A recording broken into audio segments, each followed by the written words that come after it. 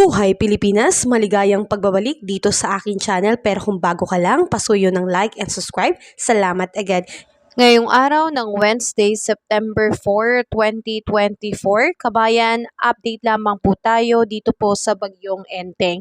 Sa ngayon, ito po ay nasa category po na Severe Tropical Storm at inaasahan po na ngayong madaling araw, ito po ay nasa lokasyon na ng 240 km west northwest of Lawag City, Ilocos.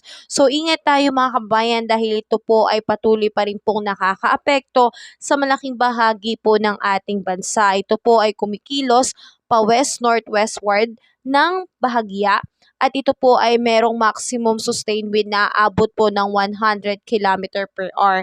Inaasahan din po natin na ngayong araw ng Wednesday, mamayang hapon po by 2 p.m., ito po ay lalabas na po ng Philippine Area of Responsibility.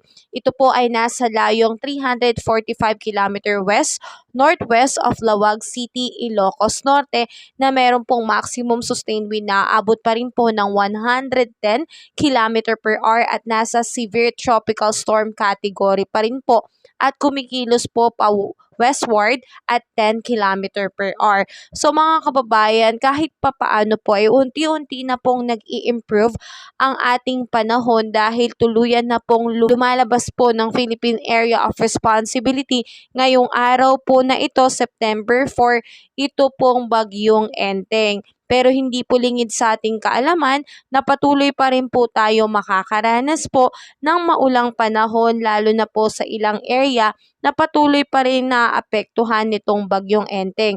Kasama pa rin po dyan itong Ilocos Norte, Ilocos Sur, the northern portion of La Union, kasama ang Luna, Santol, San Juan, Bagulin, Bangar, San Gabriel, Boknotan, Supiden, Balawag, City of San Fernando at kasama pa rin po ang Abra. So inaasahan ng mga lugar na yan ay makakaranas po ng malakas na hangin na abot ng 39 to 61 km per hour. At asahan po natin mga kababayan na ngayong araw, ang makakaranas po ng pag-ulan ng moderate to heavy rain po ay ito pong Ilocos Region and Abra. Samantalang ngayong araw din po dahil sa epekto nitong southwest monsoon, patuloy pa rin pong makakaranas ng maulang panahon ang ilang area po natin kasama po dyan itong Ilocos Region, Abra, Benguet, Zambales, Bataan, Aurora, Bulacan, Metro Manila, Calabarzon, Mimaropa, Bicol Region, Western Visayas, Negros Island, and Northern Samar. So ingat tayo mga kababayan dahil hindi pa rin po nawawala ang banta ng pagkakaroon po ng pag-ulan at posible pa rin po ang pagkakaroon ng mga biglaang pagbaha lalo na kung ating mga kanal ay barado po. Dulot po ng mga basura na hindi po natin na ilalagay sa tamang tapunan. So minsan po talaga